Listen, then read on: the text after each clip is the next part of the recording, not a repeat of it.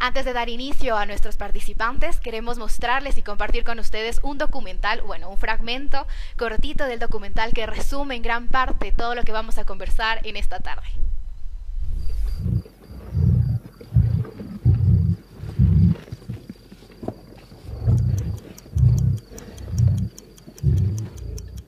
El 16 de mayo del 2021 fue un día realmente difícil para nuestra familia. El exdefensor deberá cumplir una condena de 3 años de prisión. Denuncia penal tendrá que enfrentar al defensor del pueblo, Freddy Carrión. Freddy Carrión fue acusado injustamente, arbitrariamente, por un supuesto delito de abuso sexual, que ni siquiera existió la denuncia de una supuesta víctima, que todo se armó de oficio por parte de la fiscal general del Estado, Diana Salazar. ¿Por qué se sentencia a Freddy Carrión? ¿Por qué se lo acusa y se le arma este caso judicial? El país destina 1.300 millones de dólares al año en subsidios, por eso he firmado el decreto que libera el precio del diésel y de la gasolina extra.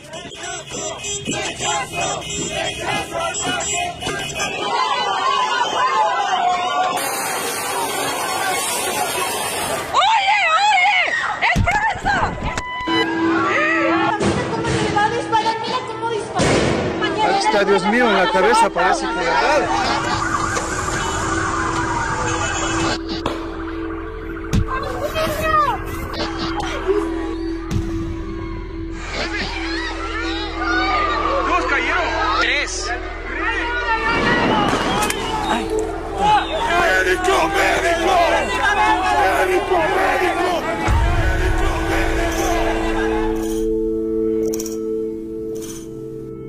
Con el objetivo exclusivo de investigar las posibles violaciones de derechos humanos cometidas durante las protestas de octubre del 2019, el defensor del pueblo, Freddy Carrión, creó el 16 de octubre del mismo año, la Comisión Especial para la Verdad y Justicia.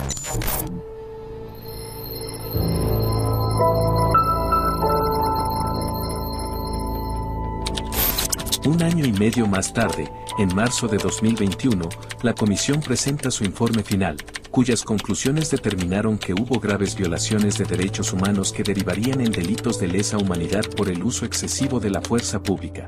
Las bombas lacrimógenas, por ponerle un ejemplo, fueron lanzadas directamente contra la humanidad de los manifestantes. También señaló la falta de investigación de las referidas violaciones de derechos humanos por parte de la Fiscalía General del Estado, con su titular a 2019, Diana Salazar. Inmediatamente, Carrión presenta dicho informe ante la misma Fiscalía General del Estado, con la denuncia por delitos de lesa humanidad en contra del presidente de la República, Lenín Moreno Garcés, de la ministra de Gobierno, María Paula Romo, encargada de la Policía Nacional, el ministro de Defensa en funciones general en servicio pasivo, Osvaldo Jarrín, y de la cúpula policial encabezada por su comandante general Patricio Carrillo, quien fuera en el siguiente gobierno ministro del Interior. Es en contra de del presidente de la República, de su ex ministra de Gobierno, de su actual ministro de Defensa. El momento en que yo les acusaba de delitos de lesa humanidad, yo firmé el ingreso a la cárcel. Yo en ese momento firmé mi acusación y también mi caída. Freddy Carrión sería parte de la peor y más acérrima persecución organizada y sistemática de la historia política del país y de las más execrables en la región. Este era el nuevo Ecuador de Moreno, Romo, Trujillo y una tal Diana Salazar, su más salvaje peón.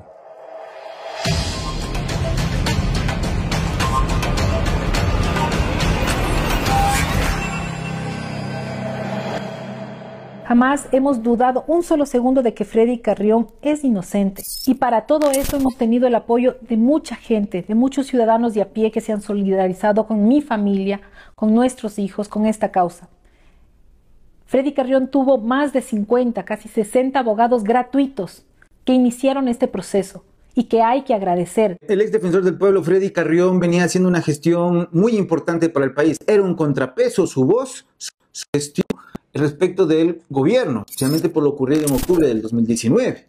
Es en ese contexto en el que se producen estos hechos de 16 de mayo del 2021 y él cae detenido o aprendido. Porque era un gobierno corrupto.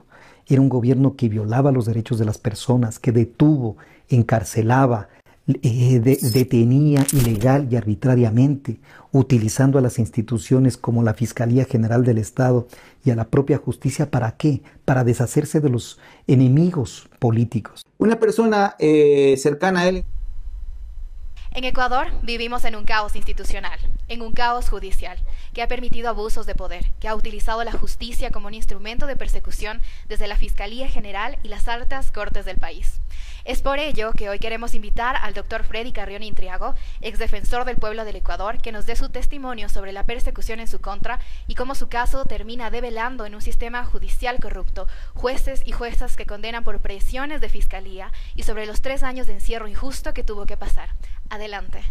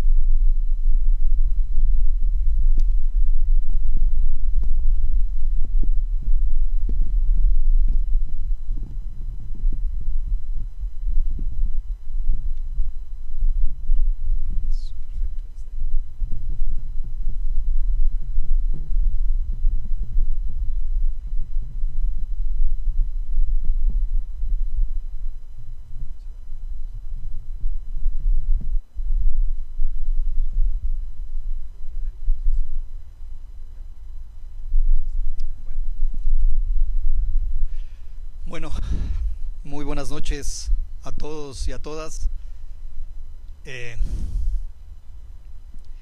Realmente me causa mucha emoción, primero ver a tantas personas conocidos, tantos amigos, familiares, pero más que nada aquellas personas a las que me debí, aquellas personas a las que al asumir el cargo de defensor del pueblo lo hice convencido de que el único camino que nos permite avanzar y crecer es la defensa de los derechos de las personas. El país vivió momentos muy difíciles desde el 2019 en adelante, particularmente desde el 2019 que fui designado como defensor del pueblo. Y en esos momentos actuar en favor o en procurar garantizar los derechos de las personas se constituyó en una decisión crucial. El haberlo hecho trajo consigo una serie de limitaciones, pero sobre todo de peligros y de riesgos. El ser defensor de los derechos se convirtió en una profesión y en un cargo de alto riesgo, sobre todo porque eso constituía irse contra el poder, irse contra las autoridades que en ese momento se encontraban al frente de las instituciones y de las fuerzas del orden, y obviamente de las fuerzas o de las instituciones judiciales, específicamente de la Fiscalía General del Estado. No fue fácil, no ha sido fácil.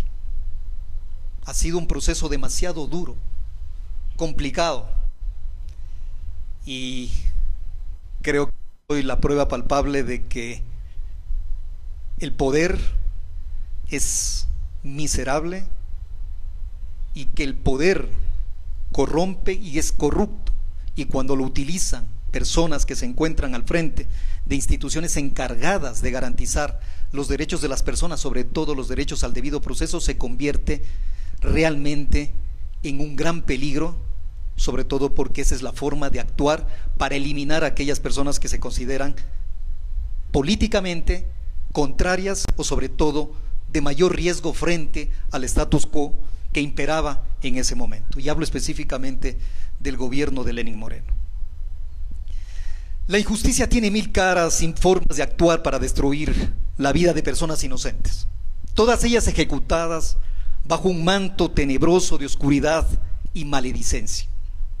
Una de estas formas es la trampa, la deshonestidad intelectual y la corrupción de quien accede a una profesión o un cargo sabiendo que no está preparado para hacerlo o que no merece tal distinción, porque esta es producto del engaño y de la mentira. La publicación del libro Entre el plagio y la impericia, el plagio de la fiscal general del Ecuador, de Angélica Porras y de Priscila Schettini, nos revela una verdad desgarradora, que desnuda una realidad lacerante en el país. ¿Cuál es la práctica común de estudiantes y autores que se apropian de ideas ajenas para hacerlas pasar como ideas propias? Pero el problema es mucho más grave porque aquellas autoridades encargadas de controlar, sancionar y corregir aquellas prácticas fraudulentas, deshonestas, por ende corruptas, son las que bajo la complicidad y concupiscencia solapan, tapan o justifican el plagio bajo eufemismos de impericias.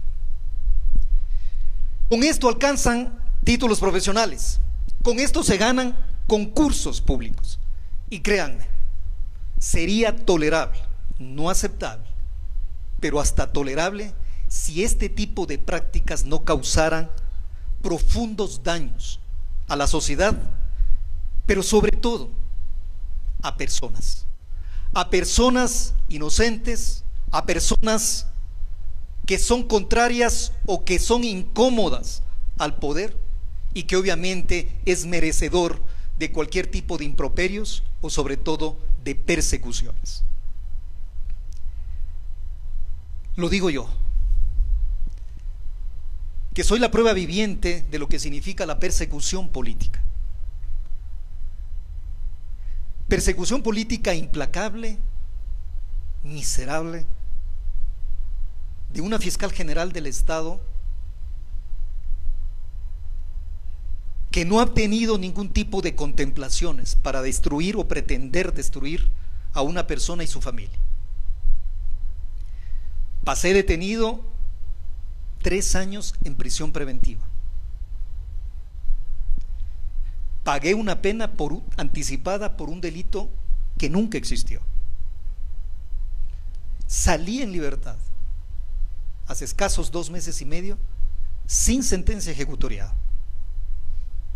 Pero sin embargo, fui lapidado mediáticamente por esta mafia comunicacional de ciertos medios de comunicación que me condenaron incluso mucho antes de iniciarse un proceso judicial. Lamentablemente esta ha sido la tónica de la práctica judicial desde hace 3 años y que ha continuado, y desde hace mucho tiempo atrás, pero que ha continuado con mayor profundidad y sobre todo con mayor severidad con aquellas personas que les resultan incómodas. La pregunta surge: ¿cómo es posible que una fiscal general, por soberbia o mala fe, o capaz las dos, haya forjado un documento para detenerme en mayo del 2021? Cuando firmó electrónicamente la delegación de funciones a sus fiscales de fuero, un día después de que éstas intervinieron en mi detención, obviamente sin ningún tipo de competencia. ¿Cómo es posible que se me haya detenido de forma arbitraria sin respetar la inmunidad de la que gozaba el defensor del pueblo y que exigía de la Asamblea Nacional la respectiva autorización? Ni siquiera se atrevieron o intentaron solicitar a la Asamblea dicho levantamiento. Pero lo más grave aún es que se me aprehende por un delito de violación de toque de queda, que no ameritaba cárcel, que no ameritaba detención, para luego de la detención por este delito terminar legalizando mi detención por un delito completamente distinto. Yo me preguntaba, ha sido una constante de mis cuestionamientos durante los 3 años que pasé en cárcel, y lo sigo haciendo ahora: ¿dónde quedan estas garantías básicas, fundamentales, que a la humanidad le ha costado tanto garantizar y proteger los derechos de las personas, como el debido proceso, la presunción de inocencia, pero sobre todo aquella garantía básica que nos permite que cuando seamos detenidos o aprehendidos, la principal obligación, y que constituye un derecho para la persona aprehendida, de que se le indique por qué es detenida. En mi caso, me indican que soy detenido por un delito y terminan legalizando mi detención, mi aprehensión por un delito completamente distinto. ¿Todo por qué? ¿A qué obedecía todo este proceso forjado, mal armado, pero con una orientación clara desde un inicio, en donde la prensa, ciertos medios de prensa, coaligados como autoparlantes de las mentiras y de los engaños de la Fiscalía General del Estado, empezaban a posicionar una verdad mediática, alejada completamente de la realidad, pero que tenía un interés completamente definido: bajárselo del cargo al defensor del pueblo. ¿Por qué pretendían mi cabeza? ¿Bajo qué argumentos pretendían sacarme del escenario institucional de defensa y protección de los derechos humanos? Esa pregunta me la da este libro, me la está dando las autoras de este libro, porque lo que mal empieza, mal termina, porque los actos deshonestos que no son sancionados, como el plagio en la tesis doctoral, como el plagio en el artículo científico publicado en la Universidad Central, estos actos deshonestos que no son sancionados ni corregidos a tiempo, se normalizan y terminan convirtiéndose en actos comunes y regulares. Normalizamos lo deshonesto, normalizamos la violencia, normalizamos el engaño y la mentira, y bajo conceptos de impericias justificamos. Aquí está la razón. Esta es la razón del por qué proceder de una autoridad que estaba y está llamada a garantizar los derechos, a iniciar persecuciones penales al delito, no a las personas.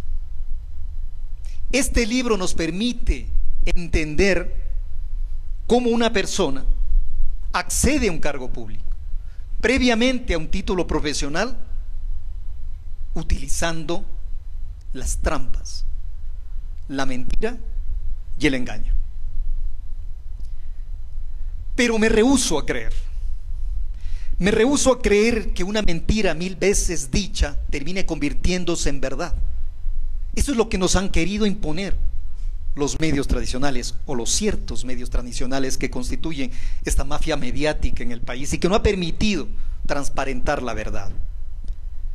Porque no es posible que sigamos aceptando como normal y hasta plausible para acceder a cargos públicos el engaño y la mentira.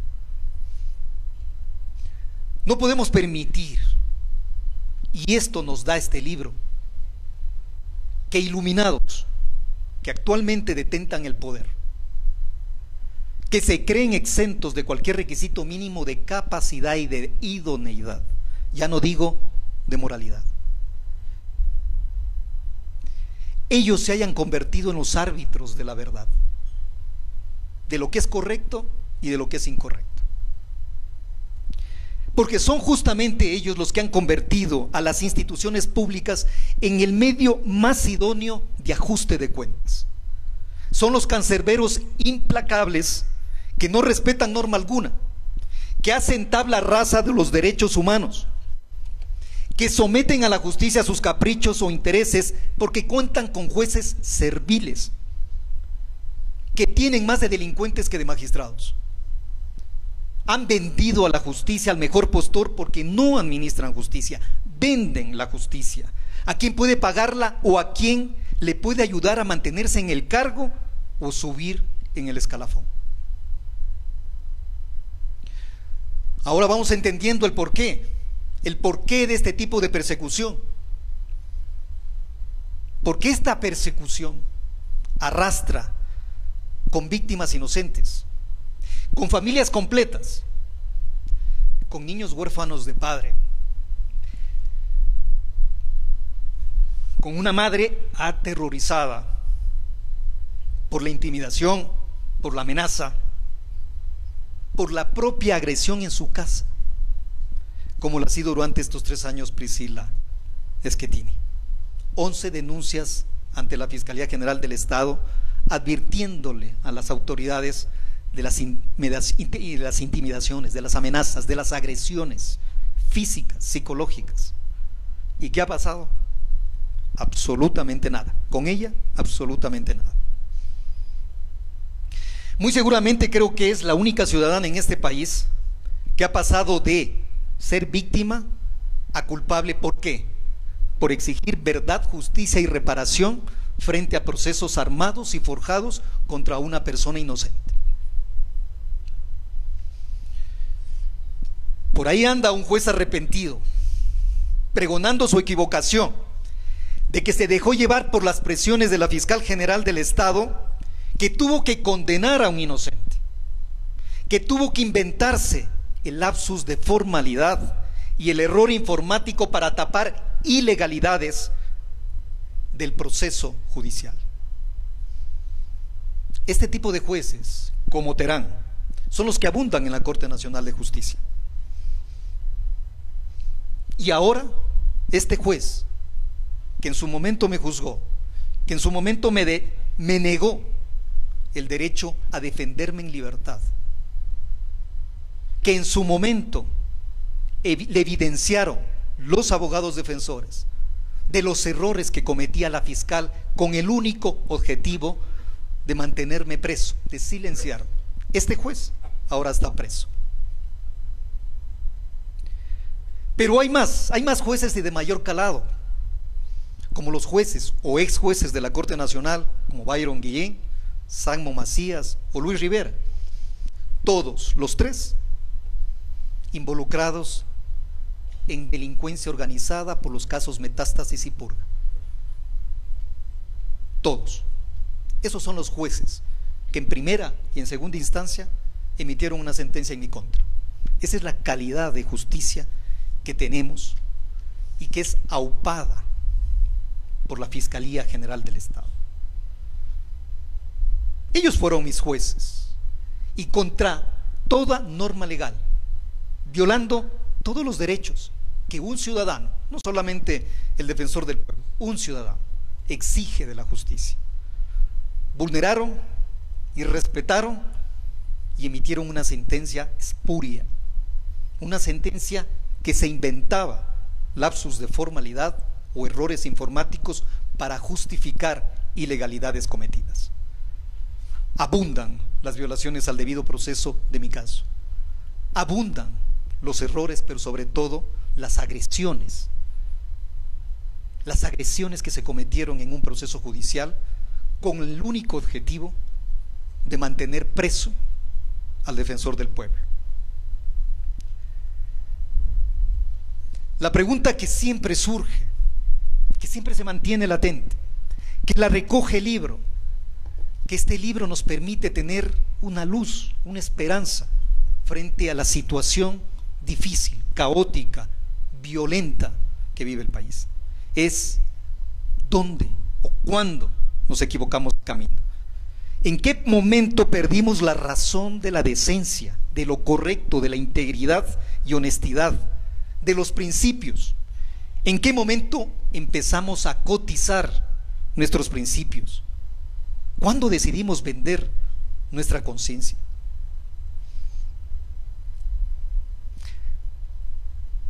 Hay muchas interrogantes y cuestiones que obviamente este libro no me va a dar la respuesta. No nos puede dar las respuestas, ni tampoco podemos pedirle a sus autoras que desentrañe el fuero interno o la naturaleza humana de la Fiscal General del Estado, para poder comprender cuál es o cuál fue su motivación, no solo con mi caso, sino con una serie de actos de persecución que iniciaron con Freddy Carrión, se trasladaron con Priscila Schettini, con Angélica Porras, con Richard González, con los miembros de Acción Jurídica Popular, con los abogados que me defendieron.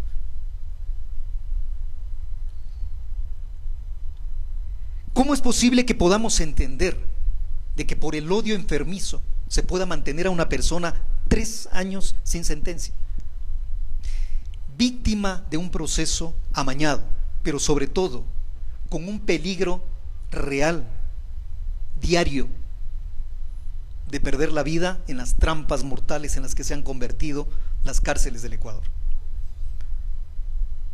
Viví de cerca lo que significa la masacre carcelaria.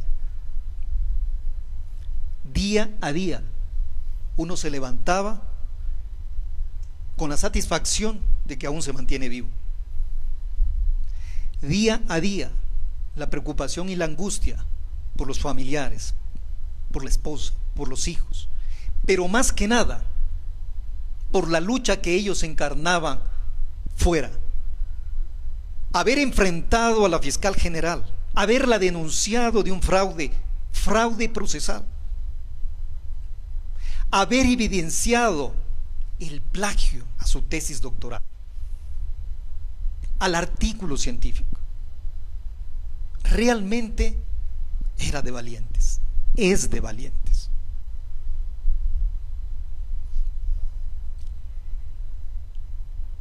¿Cómo entender, desde qué óptica analizar lo que se encuentra descrito en este libro? Es muy importante y a la vez complejo y difícil imaginarnos y sobre todo entender lo que realmente significa la publicación de este libro. Porque posiblemente hoy no somos conscientes de lo que significa este libro, ni de los riesgos que ha entrañado su escritura y publicación para sus autoras. Sus autoras que han vivido día a día de manera vertiginosa la angustia y el temor ante la arremetida de la fiscal general del Estado.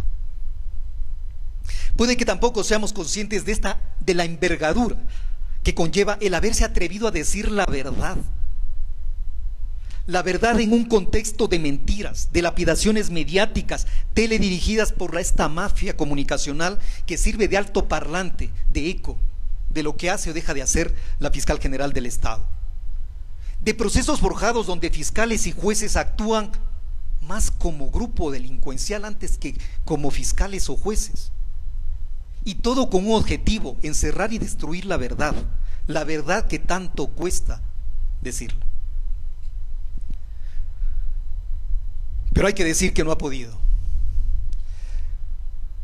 El delito de odio que denunció la propia fiscal general del Estado y por el cual sirvió o activó a toda la institución que ella dirige en contra de Priscila Schettini y de Angélica Porras, no ha podido continuar. No ha podido seguir por una sencilla razón: nunca existió delito que investigar, mucho menos que procesar. Sin embargo, el poder tiene numerosas formas, todas miserables. Cuando se cierra un espacio, se abre otro, de manera burda y descarada, porque ya ni las formas han respetado. Y sin respetar formas ni principios, se valen siempre de los mismos jueces. Jueces que esconden una lista interminable de actos de corrupción y que necesitan obviamente del poder para poder garantizar su impunidad. Eso es lo que se negocia, fiscalía y jueces. Te mantengo una investigación previa abierta a cambio de sentenciar, procesar o encarcelar a tal o cual persona. Ahí están los inefables jueces del Tribunal Contencioso Electoral: Muñoz, Viteri, Torres. Jueces presurosos y comedidos al recibir cualquier instrucción de parte de la fiscal general del Estado para sancionar por violencia política de género a Angélica y a Priscila. Y no solo eso, imponerles multas, $36,000 de multas, 3 años de suspensión de derechos políticos y pedir disculpas públicas por haber denunciado al Ecuador entero el plagio cometido. Creo que el país entero es testigo de cómo la delincuencia organizada, los autores de la delincuencia organizada, como el caso Metástasis, Purga, Plaga y todos los casos que son de conocimiento público, que son responsables de haberle metido la mano a la justicia, de haber cometido delitos graves contra el Estado ecuatoriano, a este tipo de autores les imponen penas de 15 meses de prisión y multas que no llegan a $10,000. Pero claro, a Angélica y a Priscila es necesario silenciarlas, y la mejor manera de silenciarles es con este tipo de jueces que más de magistrados parecen o son delincuentes.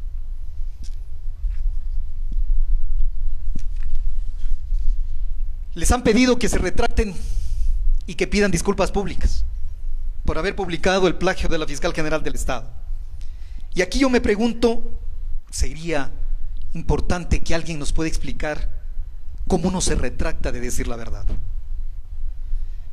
¿Cómo se puede pedir disculpas públicas por haber denunciado un acto deshonesto de una autoridad que tenía la obligación de demostrar y ser, más que demostrar, ser transparente, ser honesta, ser íntegra? ¿Cómo le pedimos que se retracten de haber emitido, probado el plagio cometido no solo a un autor, a varios autores, con citas textuales expresas, sin la cita de la fuente, que le permitió obtener el título de abogado, y que adicionalmente, siendo ya fiscal, le permitió publicar un artículo en la revista de la Universidad Central del Ecuador? Hacerlo equivaldría a reconocer que todo fue una mentira. Y no se puede pedir disculpas públicas por decir la verdad. A nivel internacional, cuando se presenta una denuncia por el plagio, la persona que se encuentra denunciada presenta su renuncia, presenta la renuncia al cargo. Jamás el que presenta la denuncia ha sido sometido a un proceso judicial, sino que la persona denunciada, el funcionario público denunciado, renuncia, porque eso es lo decente, eso es lo ético, porque ha sido cuestionado en su integridad. Y en el caso ecuatoriano, una fiscal general del Estado denunciada por plagio, que adicionalmente nunca ha podido desvirtuar las acusaciones que Angélica y Priscila le han realizado con documentos. No ha podido, ni siquiera con la ayuda del Consejo Académico de la Universidad Central del Ecuador, ni siquiera con la ayuda del Consejo Académico de la Universidad Central del Ecuador, que se inventó las impericias para tratar de justificar el plagio. Cómo me gustaría, yo hablo a nivel personal, que podamos tener los ejemplos que ha pasado en otros países como en Europa, en Hungría particularmente, cuando el presidente de Hungría en el año 2012, acusado de plagio, tuvo que dimitir. O en Alemania, cuando la ministra de Educación, acusada también de plagio, dimitió. También el Ministerio de Defensa de Alemania, en el 2013, dimitió, acusado de plagio. El caso más asombroso es de la ministra de Educación de Alemania, que tuvo que dimitir por una denuncia de plagio de su tesis que había sido escrita o elaborada hace más de 33 años. Hace más de 33 años. Y pese a eso, la denuncia de plagio la llevó a la dimisión. En Estados Unidos también hemos tenido casos, como el del asambleísta o congresista del Partido Demócrata John Walsh, que en 2014 tuvo que renunciar también a su reelección por un tema de plagio. En nuestro vecino país, Colombia, la presidenta de la Cámara de Representantes, Jennifer Arias, se suma a esta lista de acusadas de plagiar sus tesis académicas. Esto es lo que pasa en el mundo. En el Ecuador, en cambio, al que denuncia hay que meterlo preso porque se atrevió a evidenciar y a descubrir mi trampa, porque han cuestionado mi integridad, mi supuesta integridad. Eso es lo que ha pasado, lo que ha generado la publicación de este libro y lo que generará la publicación de este libro. Tengo que confesarles que hemos sentido mucho temor, es natural, porque sabemos cómo actúa la fiscal general del Estado. Lo hemos visto, les he narrado, les he contado, cuando no respetan formas ni principios, cuando se inventan procesos, cuando forjan, adulteran partes policiales, cuando detienen ilegalmente a las personas. Pero eso sí, aquellos que colaboran con ella, que forman parte de su esquema, no importa ya el delito, delincuencia organizada, a través de la cooperación eficaz te reduzco la pena 15 meses y no pagas más de $10,000 de multa. Resuelto un problema. Pero sí, solo a ese tipo de personas. Para el resto es una justicia implacable, corrupta, una justicia que lo único que pretende es silenciar a aquellas personas que se han atrevido a decir la verdad. Esa es la crueldad del poder mal utilizado por aquellas personas que, a través de estos métodos fraudulentos, a través de estas trampas, de esta deshonestidad intelectual, han llegado a escalar y ahora son parte de la estructura del Estado. Ahora sí entendemos por qué la crueldad del poder de este tipo de personas con los defensores de derechos humanos. Conmigo se inició desde octubre del 2019. Realmente cuando veía las imágenes de este documental, la memoria es corta, pero sobre todo la fragilidad de las personas es muy suave. Tendemos a olvidar fácilmente los acontecimientos. Pero estas imágenes nos hacen recordar lo duro, lo agresivo, lo violento que fue el Estado a través de las fuerzas de seguridad contra los manifestantes, contra aquellas personas que protestaban en el ejercicio legítimo de sus derechos. Cómo a más de 20 personas les reventaron un ojo, a 11 personas las mataron, a 6 de ellas con ejecuciones extrajudiciales. Eso es lo que determinó la Comisión de la Verdad, y que en mi obligación de defensor del pueblo tenía que presentar la denuncia contra el presidente en funciones en ese momento, Lenín Moreno, contra su exministra María Paula Romo, contra el ministro de Defensa Osvaldo Jarrín y con la cúpula policial encabezada por Patricio Carrillo. Tremendo problema con el que me armé. Lo denuncié al Estado en completo, en su conjunto, presidente, ministro de Defensa, de Gobierno y cúpula policial. Realmente ahora, en retrospectiva, me doy cuenta de que lo que hice, sí, fue temerario y puse en riesgo también a mi familia. La puse en riesgo a mi familia. Pero era algo que tenía que hacer.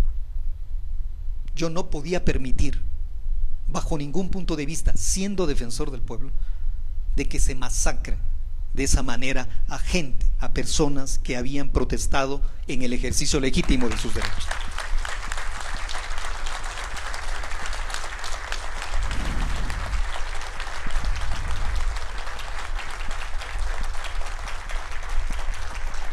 Ahí supe, cuando presenté y me atreví a ingresar la denuncia ante la fiscal general del Estado, que no me recibió, por cierto, que la ingresé por ventanilla como un ciudadano común, pero en calidad de defensor del pueblo. Solo ahí entendí que había firmado mi sentencia. Solo ahí entendí que la cárcel era el lugar que me esperaba.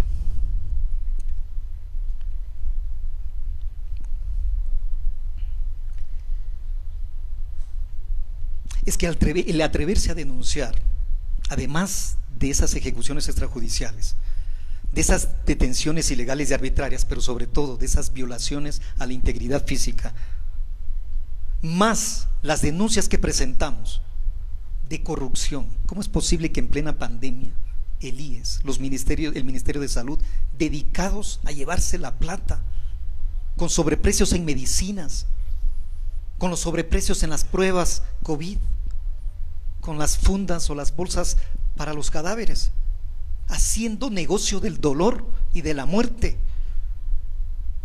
Le presenté a la Fiscalía General del Estado la denuncia por corrupción, por peculado contra el ministro Juan Carlos Ceballos. Recordarán las vacunas VIP. Se privilegió primero ellos, el ministro, los familiares del ministro, los familiares del presidente de la República y el resto a la cola, el resto que se siga muriendo. Eso es lo que hizo Lenín Moreno. Eso es lo que hizo Juan Carlos Ceballos como ministro de Salud. Los carnet adulterados de las personas con discapacidad. Esas denuncias de corrupción las presenté a Fiscalía General del Estado. Pregunten dónde se encuentran. ¿Es así? No existen, están archivadas, duermen el sueño de los justos. ¿Por qué? Porque eran parte de su grupo al cual no se lo podía topar. Al resto sí, al resto había que meterlo preso, al resto había que eliminarlo.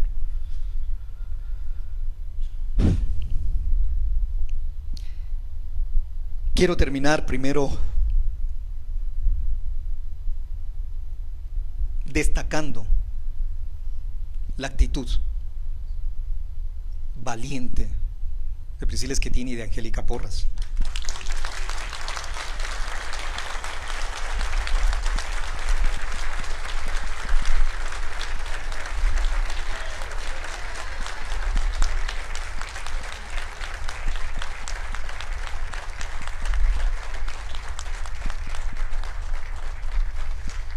Y de todos aquellos de Acción Jurídica Popular y de los abogados que acompañaron a Priscila y Angélica en esta publicación, en la escritura y en la publicación de este libro.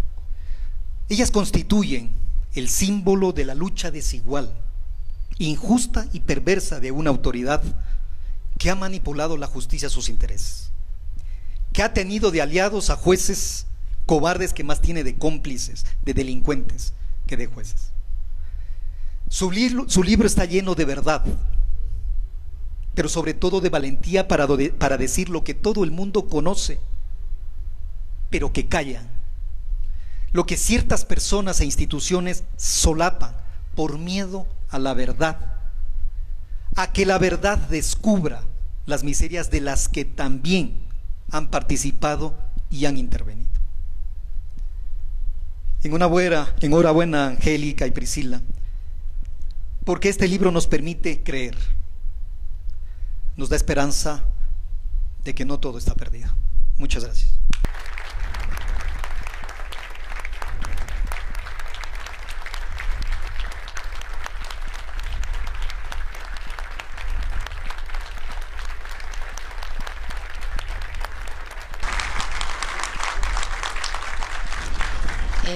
Muy buenas noches con todos y todas. Muchísimas gracias por el tiempo, por la paciencia, por su asistencia. Antes de empezar quiero agradecer a todos ustedes y a todas ustedes y reconocer que si no hubiera sido por su apoyo, todo lo que se ha hecho, todo lo que se ha develado habría sido imposible. Entonces, muchas gracias, no solo por venir hoy, sino por todo el acompañamiento que nos han hecho durante todo este tiempo. También quiero agradecer a Willis Guerra y al doctor Zaffaroni, que han tenido la amabilidad de dedicar tiempo, el tiempo tan valioso de ellos, sus pensamientos, a este debate. Y yo quiero rescatar de esto que es necesario recobrar la esperanza, que no podemos rendirnos, que sí, hay dificultades, pero que el hecho de que personas que no solamente han luchado por esta causa, sino por otras de nuestro país y de toda América Latina, están presentes y nos muestran su solidaridad, indica que nosotros y nosotras tenemos que hacer lo mismo en nuestro país, en nuestra casa, que está realmente golpeado, realmente herido de muerte por lo que pasa todos los días en las calles. No podemos quedarnos de brazos cruzados. Sé que hay miedo, sé que hay dificultades,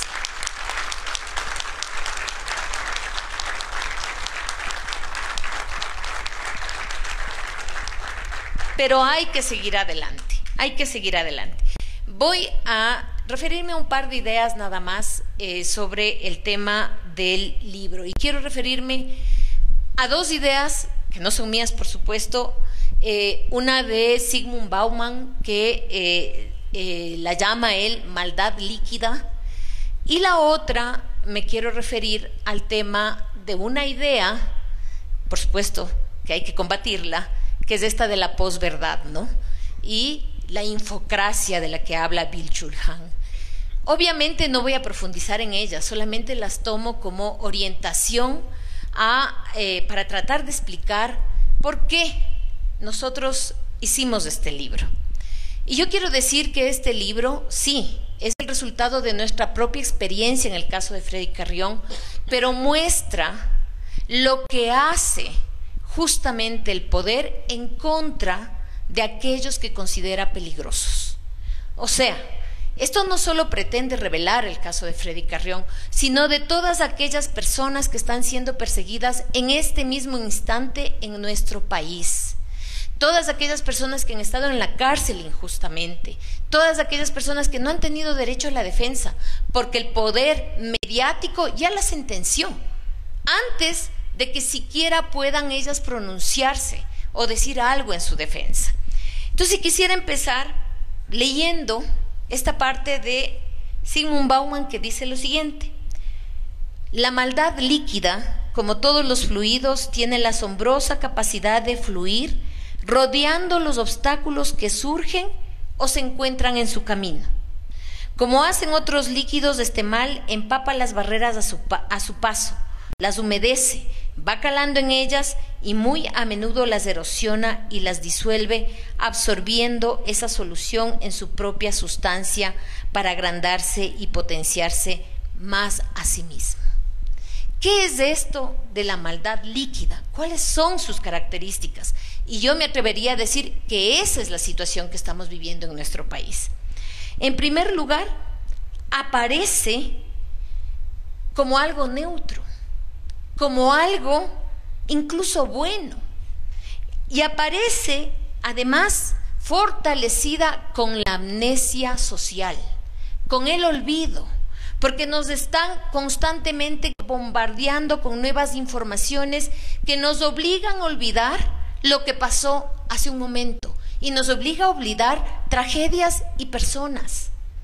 Pero además dice Bauman que se disfraza de la ausencia de alternativas. Nos han hecho creer que la situación que vivimos en el país es una cuestión sin salida. Nos han hecho creer que la situación que vive el país más vale estar calladitos y calladitas, que no se puede alzar la voz, que no se puede decir, mire, usted está haciendo mal, usted está abusando. ¿Por qué? Porque nos hacen creer que no hay alternativas, nos hunden en el pesimismo. Y además, otra de las características que dice este autor es que se vuelve cotidiana la maldad, que entendemos a esa maldad ya no como algo extraordinario que nos espeluzna, sino que lo vivimos todos los días y la aceptamos y la adoptamos como propia de este momento de la vida. Eso nos ha pasado como país. Así estamos.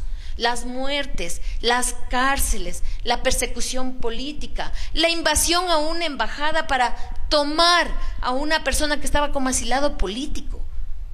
Esa es nuestra situación.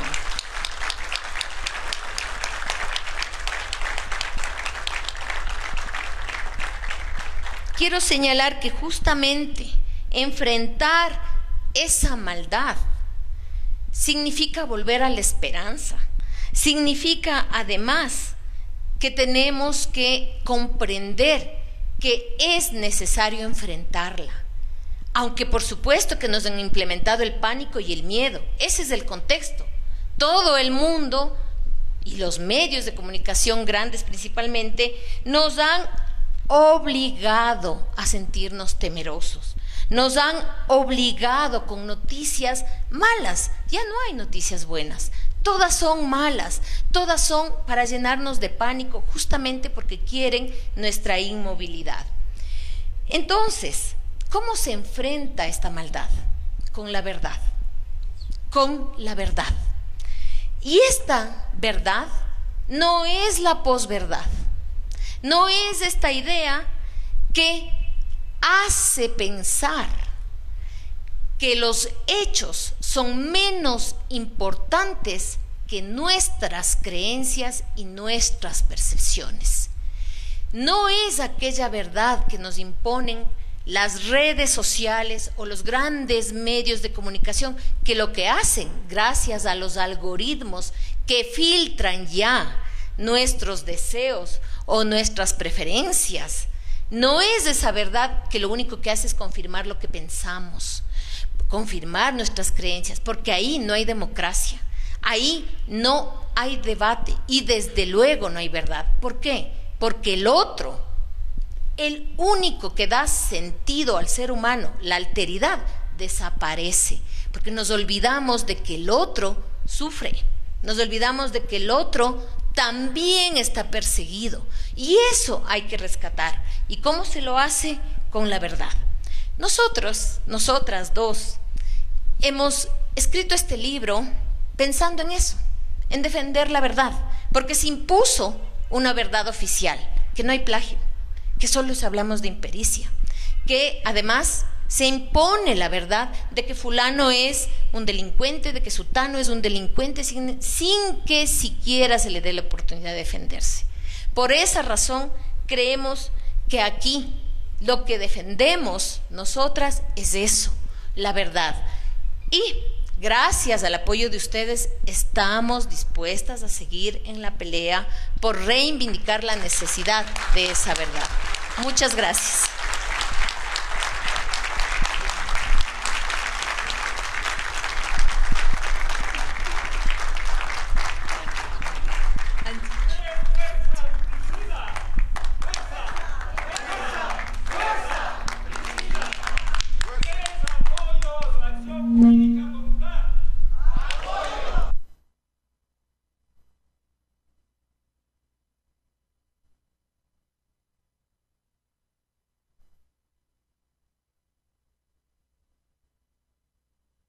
Eso, cuestiones técnicas que siempre suceden en estos eventos.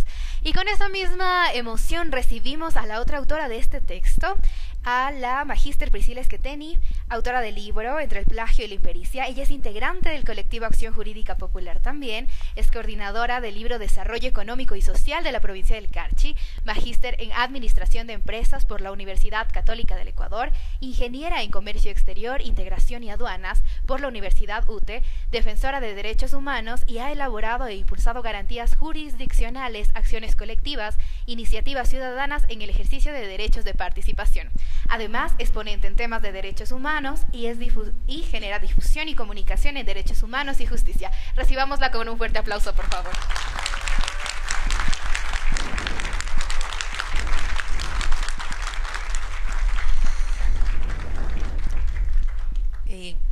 Bueno, yo primero también quiero agradecer. Realmente pensé que el miedo que se transmite hacia afuera, el día de hoy tendríamos tal vez una sala vacía, porque puede haber repercusiones, porque puede haber infiltrados, porque así sucede en este país, lastimosamente. Pero no tienen idea la alegría de ver esta sala llena. Nos tocó traer más sillas y nos hubiera gustado tener un salón más grande. Pero sobre todo, queríamos traerles un debate internacional con expertos académicos de alta talla, que no crean solamente en Angélica y Priscila, que este libro que ustedes ven aquí lo han revisado varios expertos académicos a nivel internacional, como hoy que nos acompañó desde Argentina Raúl Zaffaroni. Mi eterna gratitud, porque realmente dejó sus ocupaciones para estar presente unos momentos y presentar su ponencia en este libro. Willis Guerra, que tuve el placer recién de conocerlo el día de ayer, me encantó conversar contigo. Él decía en un inicio que también tiene hijos gemelos, igual que yo, y que su hijo, Gabriel, le decía que tenía mucho miedo de que su padre venga aquí al Ecuador porque él está en redes sociales, ¿no? Entonces, muy joven, redes sociales, y él había averiguado que qué sucede en Ecuador con el plagio, la fiscal general, y le decía, papá, ¿dónde te vas a meter? pero él dijo que era una lucha no solo de Ecuador, sino del mundo, una lucha justa.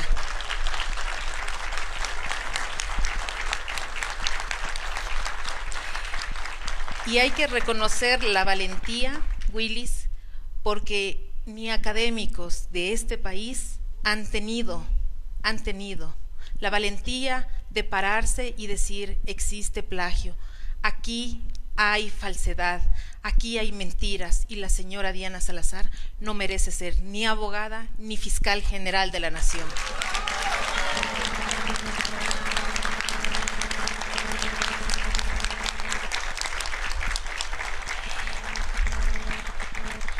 Yo también quiero agradecer que esta transmisión en vivo, sin cobrarnos nada, porque aquí solamente hay puro cariño y convicción de lucha, hay que agradecer a Ecuador Inmediato, al doctor Francisco Herrera, que desde un inicio estuvo transmitiendo a nivel nacional e internacional este evento.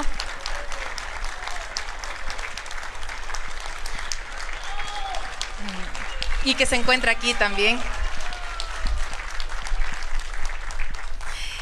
A Hechos Ecuador con Richard Macías, que no dudó en un segundo decir que también iba a transmitirlo en vivo para toda la costa y el país a nivel internacional.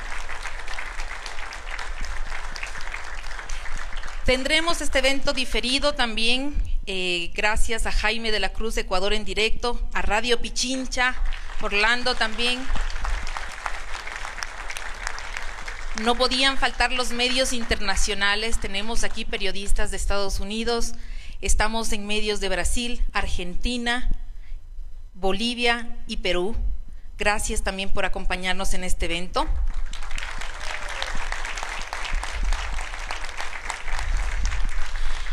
Yo personalmente quiero agradecer a varias personas, me gustaría nombrarles a cada uno de ustedes. Desde aquí a veces no veo mucho, no sé dónde están mis lentes, pero quisiera agradecerles a todos, en especial, y que hemos invitado esta noche también, al doctor Augusto Tandazo, que se encuentra aquí. Gracias por su frontalidad, por abrirnos la puerta de su casa, por ser uno de los primeros abogados que se pronunció en el caso de Freddy Carrión y que creyó en la inocencia. ¿Cómo no agradecer a un gran amigo del camino que estuvo con nosotros afuera de la cárcel, haciendo plantones, poniéndose la camiseta, con su familia? Javier Lazo con su esposa también se encuentran aquí. Mi gratitud también para ustedes.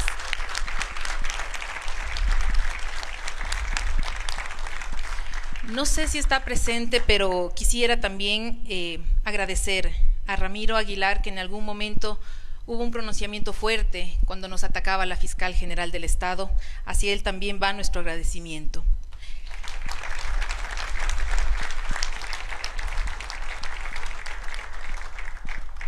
Alguien muy importante para mí siempre han sido la ciudadanía, los colectivos, la gente de a pie como soy yo, que a veces representamos a quienes no pueden hablar, a quienes no tienen voz.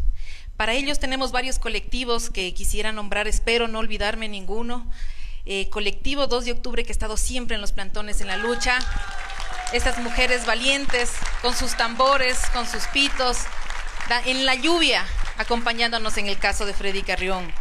Tenemos al colectivo Espejo Libertario, Plataforma Cultural, Coto Collao, Frente Salvación Nacional, Colectivo Comité del Pueblo, Colectivo Frente Cuidado Progresista, Comité del Pueblo, Patria Libre. Yo no sé si me olvido de alguien, por favor, pero aquí hay gente del Carchi al Macará. Tenemos también aquí nuestro amigo. Alguien dijo algo atrás, perdón. No. Y cómo no agradecer al colectivo y a los abogados de Acción Jurídica Popular.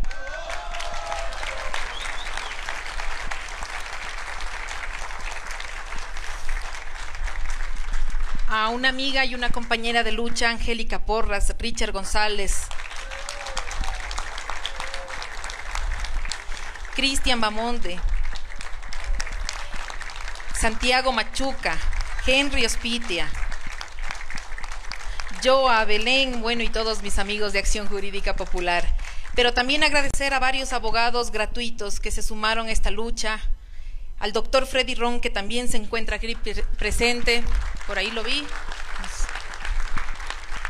al doctor Manuel Velepucha, y a más de 55 abogados, que incluso por cuidarles no voy a mencionarlos, pero que tenemos una gratitud. Yo había preparado un discurso, voy a ser un poco breve por el tiempo, por estar aquí. Créanme que al recordar el video, hace 3 años, regresó todo lo que había vivido, ¿no?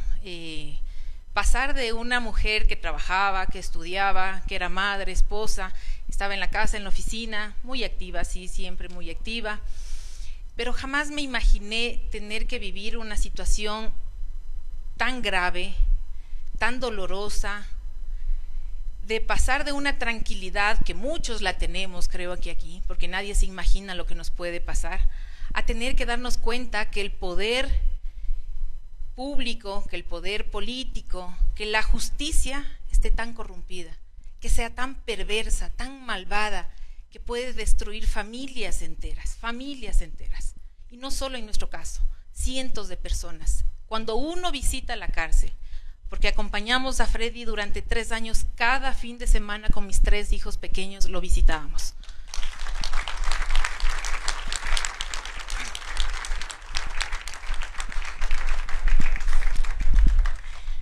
Esos 3 niños, con su dulzura, llenaban de alegría cada fin de semana a Freddy. Y que aprendieron desde pequeñitos, porque cuando Freddy entró ellos tenían 3 años, los gemelos, y Emiliano 5. Ahora ya tienen 7 y el otro va a cumplir 9. Ellos saben perfectamente por qué Freddy Carrión está preso.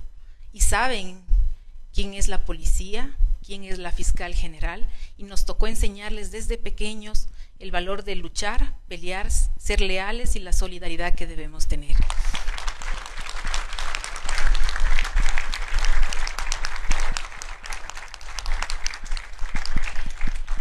Las persecuciones han sido muchas. Existen por lo menos más de 50 atentados en mi contra, entre mi familia, entre Freddy. Cada noche no sabíamos si al día siguiente algo pasaba. Al inicio nos asustábamos, incluso la familia decía, ya no te metas más, ya no hables. Los amigos, basta, deja eso ahí, que pase el tiempo. Al inicio nadie quería asumir la defensa de Freddy Carrión, ningún abogado, porque lastimosamente los medios ya lo juzgaron, se convirtieron en jueces y él ya fue culpable antes de hora. Cuando yo me enteré, ya todo el mundo sabía de la historia, se hablaba de delitos sexuales, se hablaba de una gresca, de una pelea, del defensor del pueblo. Cuando yo llego a la clínica donde estaba Freddy, veo toda una cuadra llena de policías. Se imaginarán mi sorpresa, veo patrulleros, policías, coroneles, generales, fiscales saliendo, entrando, incluso grabando para pasar a la posta, a Ecuavisa, a la fiscalía, a ministros de gobierno, a todo el mundo. Y yo estaba sola. Éramos pandemia, yo fui, no entendía, como ustedes pueden darse cuenta, y para muchos la decepción, no soy abogada, pero aprendí durante estos 3 años, aprendí mucho, creo que hice una pasantía muy larga. Y realmente el no ser abogada me permitió trasladarles a ustedes la realidad de Freddy jurídicamente, la persecución de manera más fácil, más sencilla, tratando de hacerles comprender que la persecución política es tan grave que le puede pasar a cualquier ciudadano, desde un juicio pequeño hasta un juicio tan grande y polémico como son el de Freddy y otras autoridades políticas y públicas. Una vez me invitaron a un medio, Ecuavisa, me invitaron una vez, pero ¿por qué me invitaron? Porque ya sabían que Freddy Carrión iba a ser condenado y me invitaron justo al día siguiente que fue condenado. Por eso me invitaron a Ecuavisa, porque pensaban que iban a encontrar a una esposa que dudaba tal vez de la inocencia de Freddy o que tal vez me iba a ir en un mar de lágrimas, pero encontraron a otra persona, porque la vida me tocó ponerme dura, muy fuerte.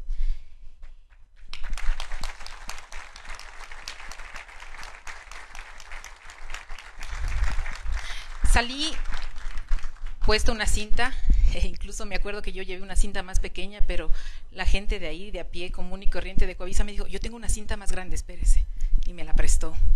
Y me la puse, porque yo, el día anterior, la fiscal general del Estado había pedido al juez que me ponga medidas legales por estar hablando del caso de Freddy Carrión. Desde ahí, desde el 2021, la señora Diana Salazar quiso callarme y silenciarme, y no ha podido y no podrá.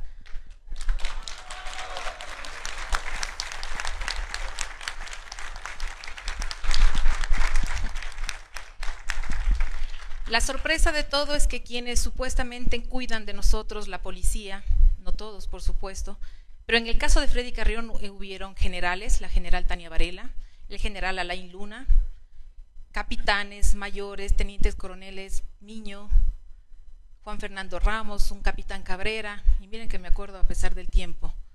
Muchos denunciados por fraude procesal, ministro de Gobierno Gabriel Martínez, secretario de la presidencia de Moreno, el señor Jorge Water, que había dicho al señor Mauro Falconi que tiene toda el aparataje institucional para acabar con el defensor del pueblo, tiene todo el apoyo del gobierno de Lenín Moreno para acabarlo. Eso había dicho, y eso le dijo el propio asesor de la supuesta víctima, porque aquí no hay víctima, no hay denuncia, nunca hubo denuncia, no hay acusación particular, todo se hizo de oficio desde la Fiscalía General del Estado. Luego, quiero hablarles desde una experiencia de por qué se escribió este libro y cómo nace este libro. En varias audiencias de Freddy nos dimos cuenta que la fiscal general cometía errores, ella llamaría impericia, cometía muchas impericias en sus argumentos, realmente confundía muchos términos legales que incluso yo, que no soy abogada, decía, pero ¿qué está diciendo? Y comenzaba a investigar y digo, pero algo no está bien, algo no cuadra. Y es así que quisimos buscar, se supone que una autoridad tiene que gozar de mucha capacidad intelectual, de tener atrás de ella un conocimiento, y fuimos a ver qué había escrito la señora Diana Salazar. La tesis de ella nunca estuvo subida en la Universidad Central del Ecuador desde el 2005 hasta el año 2023. Fue por presiones, por pedidos que el 18 de abril del 2023 recién fue subida al repositorio de la Universidad Central del Ecuador. La tesis no existía. Incluso cuando subieron la tesis les faltó hasta una página, que nos tocó por una orden legal pedir que se nos complete la tesis de la señora. Y cuando hicimos el trabajo, un trabajo que sí se pasó por antiplagios, pero eso no basta. Eso solo nos da una luz para poder descubrir dónde posiblemente haya similitud. En este caso lo hicimos de manera manual, un trabajo que nos demoró más de 3 meses, con varios compañeros que son académicos del colectivo Acción Jurídica, que tienen sus doctorados en metodología, en filosofía, tantos amigos que nos apoyaron. Y descubrimos que hubo un plagio a más de 13 autores. Incluso la tesis citaba libros de colegio, que ya no los encontramos en las bibliotecas por más que buscamos, y que los plagios se repetían de 2 a 3 veces en toda la tesis. Quiere decir que en la introducción ponía un mismo párrafo, en el segundo capítulo ponía otro párrafo igual, y en las conclusiones ponía lo mismo. Así repetía. Y claro, dicen por ahí la Universidad Central, pero miren, sí está, dice la cita. Oh, sorpresa, la cita también era copiada de donde ella copió. Quiere decir, un ejemplo, una tesis de un coronel de policía que había citado la Biblia, un salmo. La señora coge el salmo, lo pone en su tesis también, y también le copia al coronel la cita que él sí puso, Biblia, salmo, capítulo, lo mismo lo pasa. Entonces, toda la tesis de la señora tiene copias, hasta de las citas, se robó las ideas y aparte las citas que también tenían en los otros artículos. Entonces, decir que es una impericia es una vergüenza para el país, para los estudiantes, para la academia del Ecuador. Pero eso creo que muchos de ustedes lo conocen y lo saben. Después de eso hay otro plagio, que lo salimos a denunciar, que es de un artículo escrito en la revista Derecho Penal Central de la Universidad Central del Ecuador, donde su principal editor es el señor Ramiro García, en el cual copió, adivinen a quién, les cuento, porque por esto incluso me dijeron que tengo violencia política de género, Le copia a un funcionario de la Fiscalía que lo puso cuando ella fue fiscal en el 2019, entró como ayudante auxiliar de la Fiscalía, y cuando copia a este estudiante de la Politécnica Nacional, donde sorpresivamente la tutora de la tesis era la hermana de la fiscal general, le copia un 25% de esta tesis y justo en ese mismo tiempo le asciende, le da nombramiento y le sube mucho más del sueldo. Posible tráfico de influencias de la fiscal general del Estado que encuentran aquí en este libro también. Y luego las persecuciones. ¿Qué nos ha costado denunciar los fraudes procesales en el caso de Freddy Carrión? Los forjamientos de documentos, partes policiales adulterados, videos cortados y manipulados, más de 50 procesos paralelos al caso de Freddy porque no nos querían dar ni el expediente para poder defenderse. Nos hemos ganado con Angélica una denuncia por delito de odio en la Fiscalía General del Estado, diciendo que por el hecho de ser mujer, por el hecho de ser afrodescendiente, la denuncia de plagio le ha perjudicado. Eso no es delito de odio, eso se llama denunciar un fraude académico a una autoridad y que tenía el derecho de defenderse pero jamás lo ha hecho porque no tiene cómo hacerlo, no tiene sustento. Y aquí están todas las pruebas de las copias y de los plagios. En ese delito de odio, para que ustedes comprendan qué sucede y cómo funciona la persecución desde la Fiscalía General del Estado, pidió asistencia penal internacional a Estados Unidos para que nos investigue a nosotras. Y Estados Unidos le dijo, señora, no podemos porque ellos no son terroristas, parte de la estructura criminal como nos había dicho, y aquí se respeta la libertad de expresión. Entonces no pudo avanzar por ese lado. Pidió a Twitter, ahora llamado X, que compare nuestras cuentas de redes sociales con las de todo el país, que mucha gente le ha de haber escrito alguna cosa mala y pensaban que éramos nosotros que estábamos describiendo. O sea, por culpa de los terceros que escribieron, nos echaron a nosotros la culpa con delito de odio. Y por últimas, para terminar la persecución, para que siga funcionando, pidió un juez, Iván Merchán, que le conceda que nos intercepten las comunicaciones. Eso no sabíamos, porque eso se lo hace calladito, reservado. A pesar del proceso de odio, se abre otro. Y ahí le pidió y tuvieron 60 días, por orden legal de un juez, interceptadas las comunicaciones de todas nosotras. Eso hizo en la Fiscalía. Como no funcionó, porque no sé qué encontró, porque incluso ese expediente se perdió, el juez Ángel Cujilema lo perdió y hasta ahora no aparece, fiscal, perdón, Cujilema, ¿qué encontraría? Me imagino que nada, por eso no prosperó.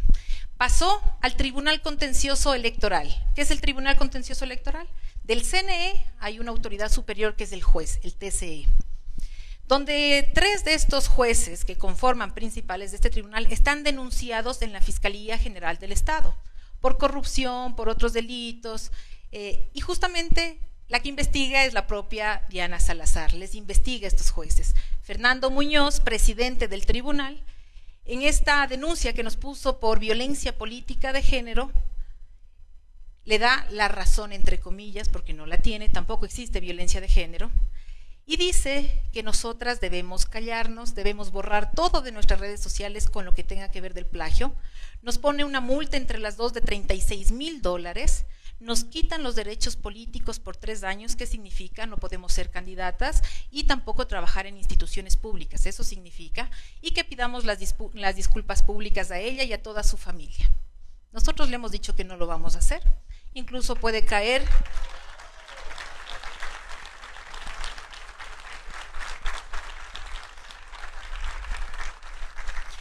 Incluso puede ser otro delito adicional que podemos irnos en contra de la autoridad competente, incluso podría llevarnos a la cárcel.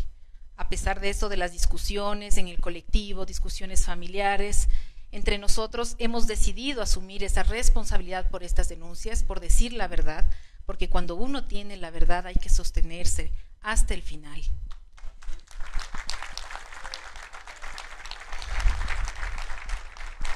Y solo para terminar un poco, porque aquí han hablado muchas personas ya en el ámbito académico, la persecución nunca terminó ahí, cada vez fue mucho más fuerte.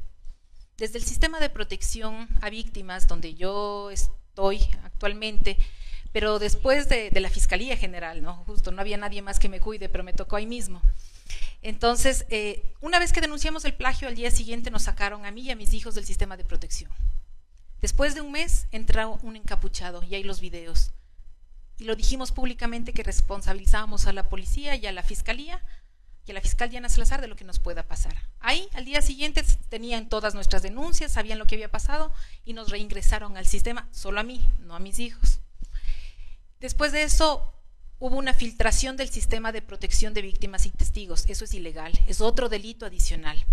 En esta denuncia del TCE, la fiscal general Diana Salazar, con su abogada, tomando las coordenadas exactas de mi ubicación, con punto y coma, del sistema de protección, donde todo es reservado, donde era un informe de riesgo, lo hizo público. Después de que ella publica mis coordenadas exactas, donde yo estaba con mis 3 hijos, hubieron más de 11 atentados seguidos cada semana en mi casa. Me rompieron la pared, se entraron encapuchados, que no solamente yo vi, mi familia, observándonos encapuchados desde arriba, todos tapados de negro, muy grandes, no sé cuánto tiempo estaban, pero nos observaban y se iban. Entraban en silencio, nos miraban y se iban. Rompieron nuestras flores, rompieron la ventana del carro, una vez también me encañonaron con una pistola y me golpearon contra el volante diciendo que tengo que callarme. Desaparecieron los expedientes de Freddy. Pero algo muy grave, y creo que es el hecho más doloroso y en el que realmente cuestioné mucho lo que estoy haciendo, fue cuando se entraron a mi casa en enero del 2024, cuando 2 personas encapuchadas entraron a mi casa. Yo había llamado a todo el mundo, hice todo el protocolo de seguridad que se supone que tenía que hacer. Llamé al ECU 911, llamé a mi agente de protección y me dijo que no era el turno de él, que no podía. Llamé al ECU 911 por 2 ocasiones, no pasó nada. Comenzaban a golpear las puertas, a tratar de entrarse y esa era mi desesperación. Traté de mover a mis hijos a una sola habitación para estar junto con ellos. Y la sorpresa más grande es que en el 2º piso tenemos una ventana al fondo y nunca me voy a olvidar. Yo tenía en brazos a mi hijo mayor, estaba dormido y veo a 2 tipos en la ventana parados porque ahí hay un borde y se pararon con 2 armas así apuntando. Incluso son diestros porque era así con la mano derecha y nos apuntaban a los 2. En ese momento, no sé si fue por intimidar, le dio pena que esté cargada a mi hijo porque la bala posiblemente era para él. No sé qué sucedía, pero como madre, tener a un hijo y tener 2 hombres encapuchados, solo viéndoles los ojos, con armas de fuego, tratando de amedrentarte, realmente causó pavor. El perder a mi hijo, el perder mi familia, por decir la verdad, fue lo más doloroso que pude pasar. Mis hijos nunca olvidaron ese hecho, ellos decían que eran ladrones. Después de 20 minutos, un poco menos, porque después de eso tuve mucho miedo y lo que hice, como nadie me contestaba, lo que hice fue escribir un mensaje en Twitter. Y no es que yo tenía tiempo para hacerlo, era mi desesperación, porque agoté todos los recursos de seguridad y nadie llegó a auxiliarme, me dejaron sola. Y puse un mensaje en Twitter y ahí quedé, dije, bueno, alguien ha de ver o ha de venir por lo menos. Ahí llegó la policía porque la ministra de Gobierno había mandado otra policía, no la de la Fiscalía del Sistema de Protección. Y los hombres desaparecieron. Y esto volvió a ocurrir en mayo de este año. Entraron nuevamente a mi casa, ya con policías de protección ahí, que los miraron, que supieron que estaba encima del techo, que estaban ahí. Y saber que se filtra información y que tu vida realmente corre peligro por la propia autoridad que te persigue es doloroso. Nos tocó ir a Argentina 2 meses, donde nos recibió un amigo de Freddy, un defensor del pueblo. Nos recibió en la casa a toditos, donde mis compañeros hicieron una colecta para poder irnos del país, porque ellos no podían hablar hasta que yo estaba afuera, porque todo el ataque era contra mí. Y yo quiero aquí presentar un audio que no lo he hecho público, ojo, no lo he hecho público, pero quiero que ustedes, porque se merecen la verdad, de 3 minutos, un audio que ustedes escuchen lo que pasó el 2 de mayo del 2024, cuando se entraron a la casa. ¿Cómo maneja la fiscal general el sistema de protección a víctimas y testigos? ¿Cómo piden que no me hagan caso a mí, que mientan y que cambien partes policiales? Y quiero que ustedes escuchen este audio que nadie ha escuchado y miren y piensen quién es la fiscal general del Estado. Que conecta la villa con la vivienda de acá. Entonces nosotros llamamos pues al ECU para que nos vengan a colaborar. Y ya, no, bueno, está bien, compa, y las dos que se colaboren. La situación es que ustedes no constataron personas. O sea, ya puede haber sido pasos, todo, pero no constataron, ustedes no verificaron en todo caso. Sí verificamos, mi santo, pero no encontramos nada. Puede que la persona ya... No, por eso le digo, ya, fueron a verificar, pero no constataron que eran personas, que no había personas. O sea, usted se supone. Claro, es que lo que no pudimos ver es el segundo piso. ¿Y por qué no entraron al segundo piso? Porque la protegida estaba adentro. O sea, aquí alumbramos el techo principal, pero aquí ha sido con teja, y entonces acá atrás ha habido como igual una muralla que conecta la vivienda de al lado del conjunto. Ha habido como una muralla ahí, o sea, el cemento que tranquilamente pueden caminar. No podíamos treparnos allá. En la situación del parte está que le ponga de esta situación de que no, porque no consta. El problema es que como es esa protegida, está poniendo que un grupo delictivo, pero no se sabe si es que serían 1, 2, 3, 4 o más personas. Entonces mi teniente también indica que corrija el parte en esa situación de que no se pudo constatar. No, pues en el parte también pusimos, mi sargento, que, o sea, nosotros verificamos y no encontramos, o sea, la persona, pero las huellas y todo sí están. Nunca pusimos de que sí está la persona. Ajá, incluso el patrullero vino a verificar. Incluso también puse en el parte que el patrullero vino a verificar y que ya no encontró nada. O sea, en el parte nunca puse si estuvo la persona así. O sea, de que no, la persona si entró ya no estaba. Eso pusimos. Chuta. Porque mi teniente indica esa situación de que se le cae el parte porque no ha constatado nada. El que la protegida ya aumenta más cosas de lo que sucede. No, pues por eso en el parte está claramente, o sea, en el parte dice que al momento de verificar ya no encontramos. Claro que están los sonidos que sí escuchamos y todo, pero al momento de verificar las dos no encontramos nada, y cuando verificó el patrullero tampoco ya no encontró nada. Así hayan estado o no, ya se fueron. No pusimos de que sí constatamos, entonces no sé qué más le voy a cambiar aparte si ya está todo tal como fueron las cosas. No puse ni que sí estuvo, eso. Yo le voy a decir a mi teniente entonces de esta situación, porque mi teniente es de eso que indica que de eso de que no se constató nada. Claro. O sea, haya sido solo una sola persona, o tal vez haya sido más, pero no se desconoce. Claro. Por eso mi santo en parte está de que al momento de verificar ya no encontramos nada. O sea, ya no encontramos nada.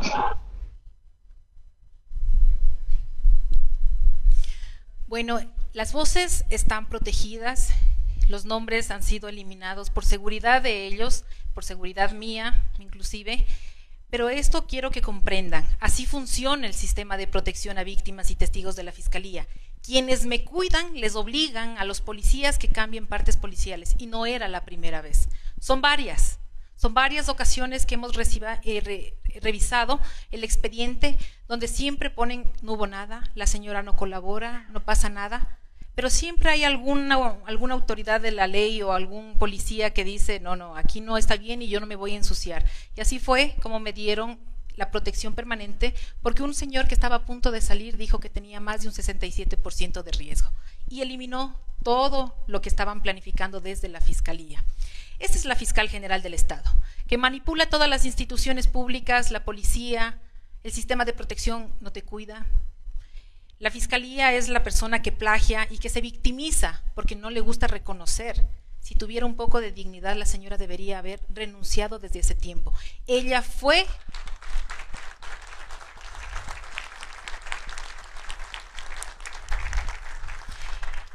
la responsable de que esos hombres entraran a mi casa, y un fiscal, donde está mi expediente, le llamó a rendir versión. Está que se recomienda llamar a rendir versión a la Fiscal General del Estado.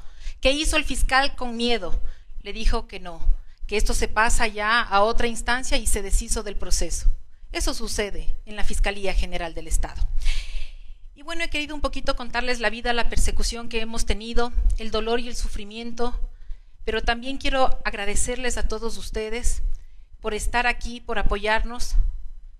Nuestra vida ha cambiado nuevamente, ha florecido desde la salida de Freddy hace 2 meses y medio. Mis hijos son felices. tenemos una unidad, una mayor fortaleza. Yo siempre le digo a Freddy, él ya sale, entonces si a mí me toca entrar, le toca defenderme. Sí, lo tomo a veces con un poco de humor, para no sufrir tanto, para no sentir tanto dolor.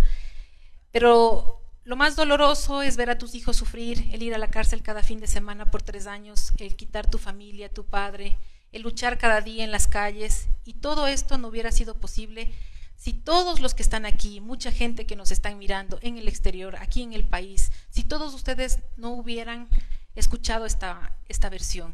Y gracias a que ustedes abrieron puertas, a Angélica, a Freddy, a Priscila y a todos los que están aquí del colectivo, realmente esto no hubiera sido posible. Yo quiero dar un agradecimiento a ustedes, sincero, de todo corazón, decirles que en este libro están las pruebas del plagio de la Fiscal General del Estado, que no vamos a disculparnos, que no vamos a cumplir estas sentencias corruptas, a pesar que ya quieren acelerar la apelación los jueces del Tribunal Contencioso Electoral que están denunciados en la Fiscalía General del Estado. No vamos a descansar, no vamos a dejar de denunciar los fraudes procesales, los casos armados y forjados que hace Diana Salazar, los negocios que hacen con la delincuencia organizada, y para las personas inocentes son la cárcel, multas, persecuciones. Nosotros solo tenemos nuestra voz, la verdad, no nos asiste nada más.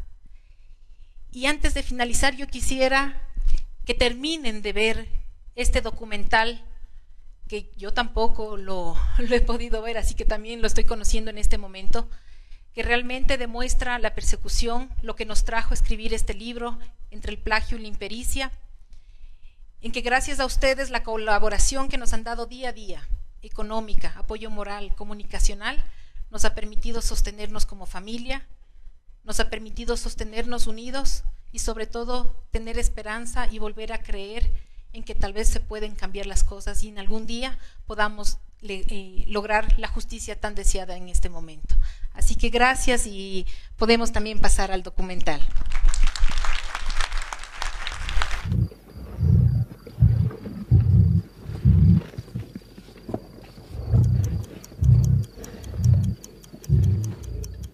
El 16 de mayo del 2021 fue un día realmente difícil para nuestra familia. El exdefensor deberá cumplir una condena de 3 años de prisión. Denuncia penal tendrá que enfrentar el defensor del pueblo, Freddy Carrión. Freddy Carrión fue acusado injustamente, arbitrariamente, por un supuesto delito de abuso sexual, que ni siquiera existió la denuncia de una supuesta víctima, que todo se armó de oficio por parte de la Fiscal General del Estado, Diana Salazar. ¿Por qué se sentencia a Freddy Carrión? ¿Por qué se lo acusa y se le arma este caso judicial? El país destina 1.300 millones de dólares al año en subsidios, por eso he firmado el decreto que libera el precio del diésel y de la gasolina extra.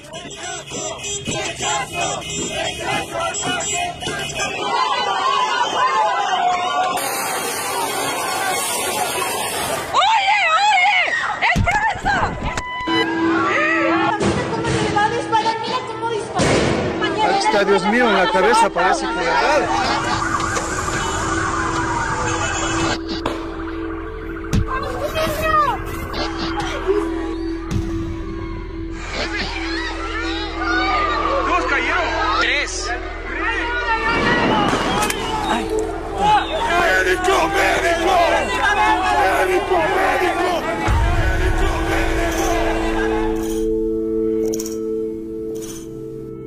Con el objetivo exclusivo de investigar las posibles violaciones de derechos humanos cometidas durante las protestas de octubre del 2019, el defensor del pueblo, Freddy Carrión, creó el 16 de octubre del mismo año, la Comisión Especial para la Verdad y Justicia.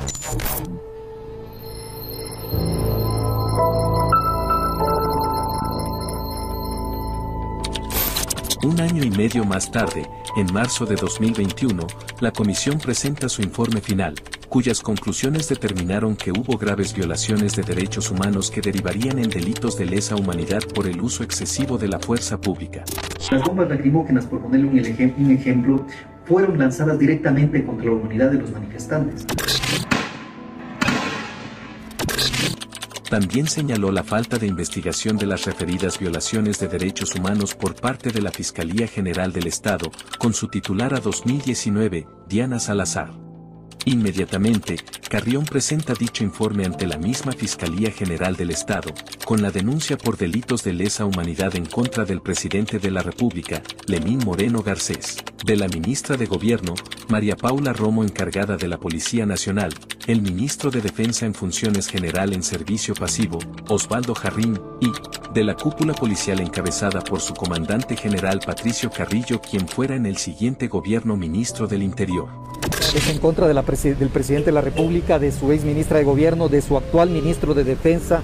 El momento en que yo les acusaba de delitos de lesa humanidad, yo firmé el ingreso a la cárcel. Yo en ese momento firmé mi acusación y también mi caída. Freddy Carrión sería parte de la peor y más acérrima persecución organizada y sistemática de la historia política del país y de las más execrables en la región. Este era el nuevo Ecuador de Moreno, Romo, Trujillo y una tal Diana Salazar, su más salvaje peón.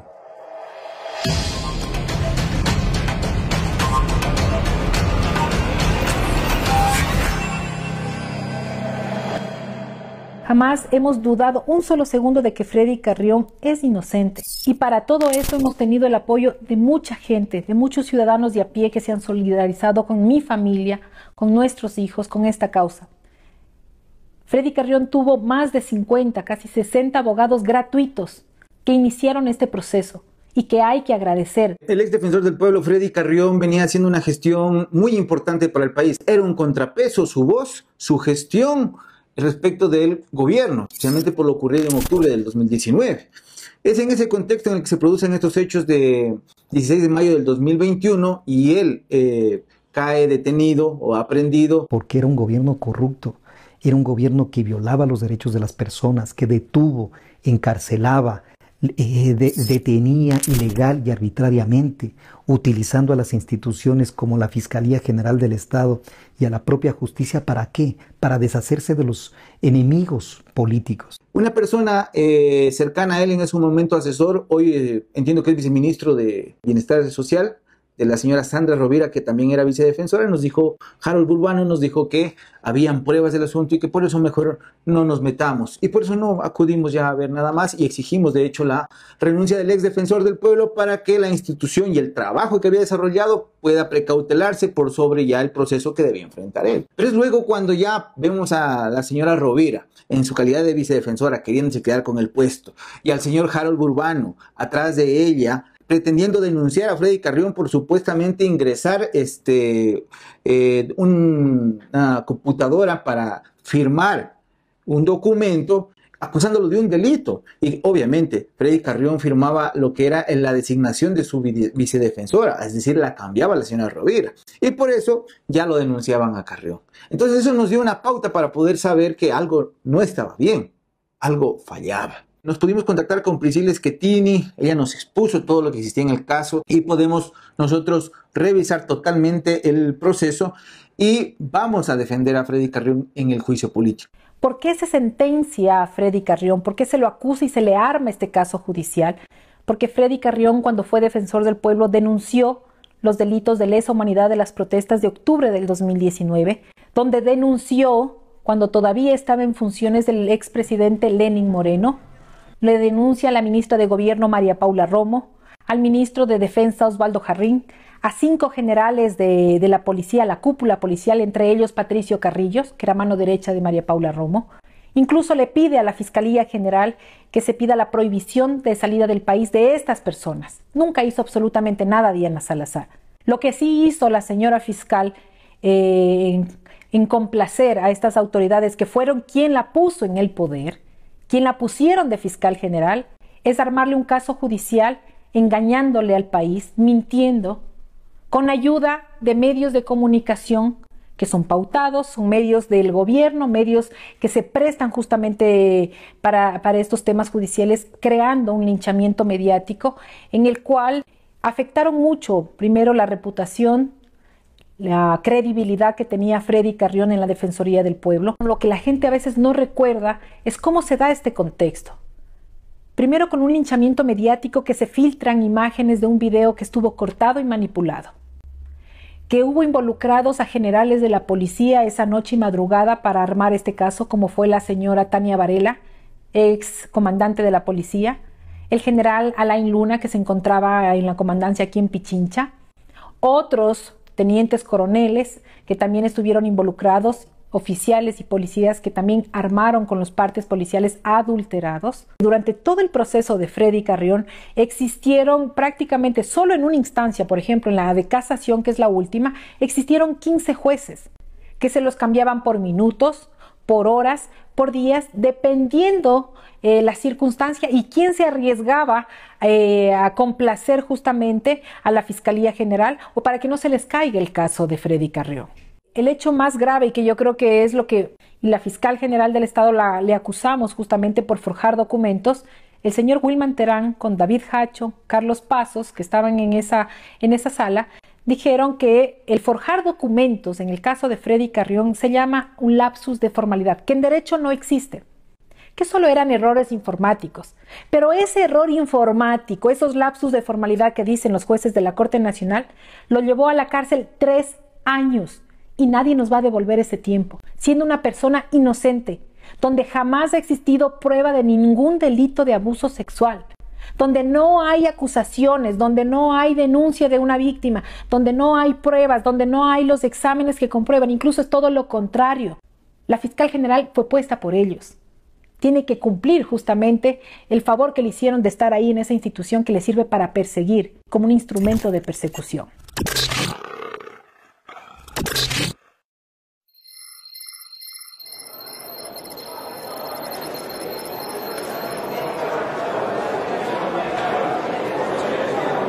¿Jura usted por su honor respetar y hacer cumplir la Constitución de la República del Ecuador en su calidad de defensor del pueblo?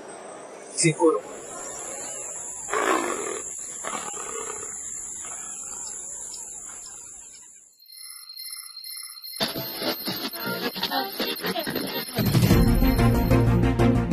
El defensor del pueblo se sumó este jueves 2 de abril al pedido de que se destituya a Paul Granda del cargo de presidente del Consejo Directivo del IES. La inconsistencia en las cifras del COVID-19 presentadas por las autoridades hace que la Defensoría del Pueblo tome cartas en el asunto. El plan de vacunación que tiene justamente el Ministerio de Salud y que usted ha sido explícitamente crítico y pidiendo también la salida del ministro actual, el señor Juan Carlos Ceballos. Identificar al personal del Ministerio de Salud responsable de las anomalías en la entrega de los carnets de discapacidad son de las acciones que la Defensoría del Pueblo ejecutará. Tras el retraso del gobierno central en el pago de sueldos a servidores públicos, la Defensoría del Pueblo levantó una acción de protección este lunes. Se presentó una acción de protección en contra de la empresa Furukawa Plantaciones C.A. para tutelar los derechos de personas que vivían en las haciendas y campamentos. Si el alcalde es un hombre, la vicealcaldesa debe ser una mujer.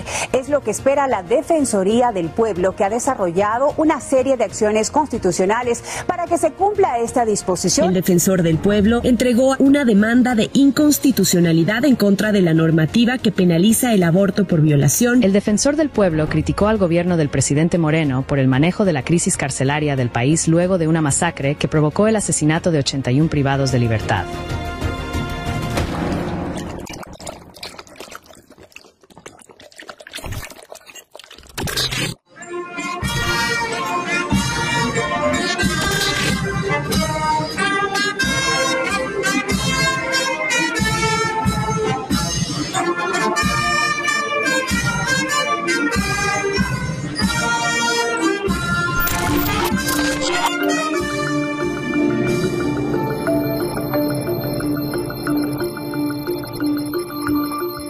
Estoy también agradecidos por no haber votado por mí.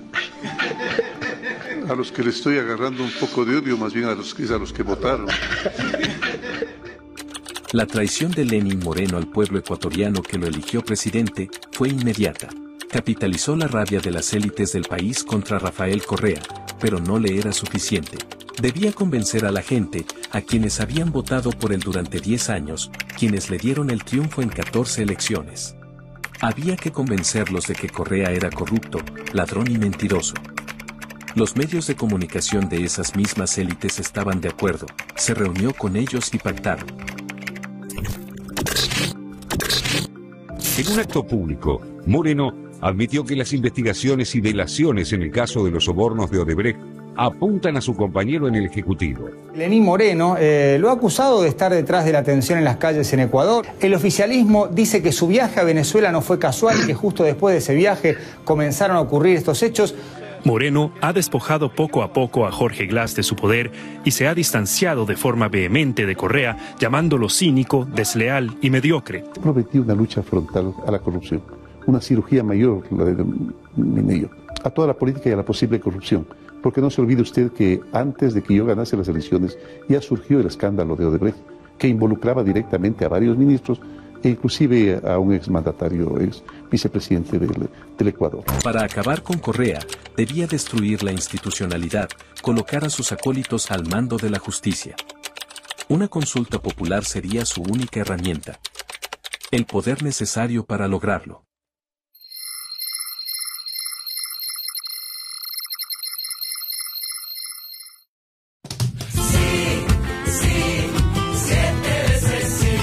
El sí que recibimos se convierte en un gracias y un compromiso, ha dicho el presidente Lenín Moreno. El sí ganó en casi todas las provincias, menos en Manabí. El Consejo Nacional Electoral, hace pocos minutos, instalada en Audiencia Nacional Pública de Escrutinio, proclamó los resultados de la consulta popular y referéndum de este año. El gran ganador fue el actual presidente Lenín Moreno. Pieza maestra era desmembrar al Consejo de Participación Ciudadana, organismo rector en la elección de autoridades, creando un transitorio y nombrando a dedo a las nuevas autoridades. Julio César Trujillo fue nombrado por Moreno como el presidente del Consejo Transitorio.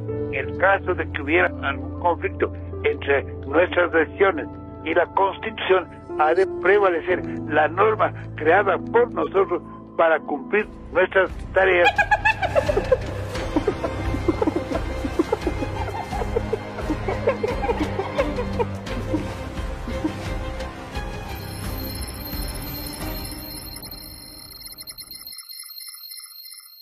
Todas las autoridades en funciones fueron sometidas a una evaluación arbitraria y manipulada por el transitorio. Básicamente a quienes no podían utilizar para su persecución eran sus peores enemigos. En sus 30 minutos de exposición, Yal cuestionó los informes, incluido el de la Contraloría, y habló de oscuros intereses. No me obligue a usar la fuerza pública para reducirle al sitio que le corresponde. Yal y toda su caterva de cómplices de la violación permanente de los derechos humanos no nos va a detener. Muchas autoridades se quedaron y fueron parte indispensable de la persecución. María Paula Romo y Andrés Michelena en el círculo más cercano y ejecutor del traidor, Juan José Morillo y Fausto Murillo en la Judicatura, Pablo Celia en la Contraloría, César Litardo desde la Asamblea, Iván Saquicela e Iván León desde la Corte Nacional de Justicia, entre muchos, muchos otros. Creo que el país venía viviendo una situación muy difícil, con un gobierno que cambió todo el esquema por el cual había ganado. Había vulneraciones a los derechos humanos muy importantes y sobre todo teníamos un gobierno corrupto. Un gobierno definitivamente corrupto que estaba en una situación en donde amenazaba con vulnerar los derechos de las personas. Uno de los cargos más difíciles es el fiscal. Y la designación del fiscal va a requerir muchas diligencias que nos encontramos que son indispensables. Moreno halló en Trujillo la figura ideal, un político mediocre, acomplejado y ambicioso. Con hambre insaciable de poder, anhelaba en el ocaso de sus días el reconocimiento que creía merecer. Para alcanzarlo haría lo que fuera necesario sin importar si era legal o ilegal. La siguiente jugada política en el Consejo Transitorio sería designar al fiscal general de la Nación. Trujillo debía encontrar a alguien que fuera un reflejo de sí mismo.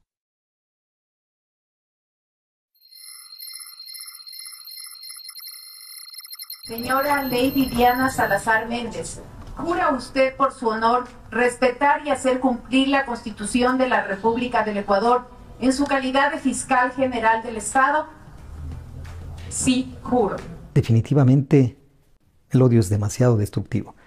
Y cuando el odio está encarnado en una autoridad que tiene poder, arrasa con todo, destruye absolutamente todo a su paso. Esto es como un tsunami. En el año del 2019 fue seleccionada como fiscal general del Estado Diana Salazar Méndez, como producto de un concurso que llevó adelante el Consejo de Participación Ciudadana y Control Social Transitorio, liderado por el doctor Julio César Trujillo. En este concurso hubo una serie de irregularidades que estuvieron relacionadas con el hecho de que no se eligió a la mejor o al mejor candidato. Y de esto hay muchos ejemplos y pruebas. En primer lugar, cuando se hicieron los exámenes, en el examen escrito, que era un examen de conocimientos básicos sobre el derecho penal, la ahora fiscal general del Estado obtuvo una nota bastante mala, 10 sobre 20. A pesar de que, como digo, las preguntas que allí se hacen constar son elementales dentro del derecho penal. De la misma forma, en el concurso, en el examen oral, la entrevista también tuvo muy malos resultados. Presentó una serie de documentos que en realidad dejan mucho que desear. Por ejemplo, la tesis. Ella hace una declaración donde dice que su tesis es totalmente de su autoría. Sin embargo, posteriormente y en el mismo concurso se presentaron ya denuncias sobre un posible plagio de esa tesis. Efectivamente, luego se comprobó que esa tesis tenía alrededor de un 40% de plagio. Lo mismo con un libro que se llama El lavado de activos en el Ecuador, que además fue calificado con la máxima nota, como una obra de gran relevancia. Esto es importante señalarlo porque esa nota, esa máxima nota, está reservada para aquellas obras que hacen un antes y un después en el derecho en el país. Y sin embargo, a pesar de la mediocridad de ese documento, que no llegaba a tener ni siquiera 40 páginas, se le puso la más alta nota. Entonces llegó a este puesto debiendo el puesto a alguien. Y así, efectivamente, le debía el puesto no solo al Consejo de Participación Ciudadana y Control Social, sino al propio gobierno de Lenín Moreno, que fue quien impulsó su candidatura. Obviamente, cuando obtuvo su puesto de fiscal general, eso supuso para el gobierno de Lenín Moreno tener en sus manos a un instrumento de persecución política muy importante. Y de hecho, es lo único que ha hecho la fiscal general en estos últimos años. El ejemplo más claro de ello es la sentencia por influjo psíquico en el caso Sobornos. El hinchamiento mediático fue demasiado.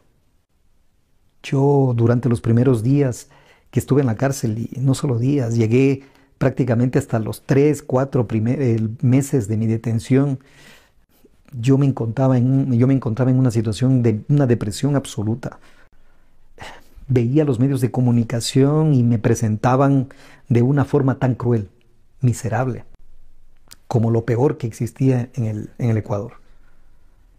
Y realmente eso me produjo o me hizo mucho daño porque me ponía en el lugar de mi familia y de lo que hablaban de mí, cómo se sentiría mi familia, cómo se sentiría la gente que me conoce y sobre todo cómo se sentiría el pueblo ecuatoriano al ver que el defensor del pueblo estaba involucrado en este tipo de temas. Frente a todas las irregularidades que se presentaron en el caso de Freddy Carrión, pero en otros también, que fueron ejecutadas por la Fiscalía General del Estado, llamaba mucho la atención que en las audiencias las presentaciones de la fiscal general no eran ni de lejos buenas. Es más, había problemas conceptuales profundos dentro de lo que es el derecho penal. Entonces, a todos los abogados y abogadas que concurríamos a estas audiencias nos llamaba la atención que, sin embargo, ganaba todos los procesos, con argumentaciones muy débiles, con pruebas muy débiles. Entonces, a raíz de eso, de ese hecho, empezamos a revisar cuál es la teoría, cuál es la doctrina en la que se rige, en la que se basa, qué dice, qué ha dicho la señora sobre el derecho penal. Y empezamos a leer los artículos de la señora, que tiene pocos, los libros de la señora, que tiene uno, y además la tesis. Y pudimos pasarle varios sistemas antiplagio, 3 concretamente, y todos nos daban más de un 40% de plagio. Pero obviamente quienes conocen el sistema antiplagio saben que ese sistema solamente nos indica que hay similitud.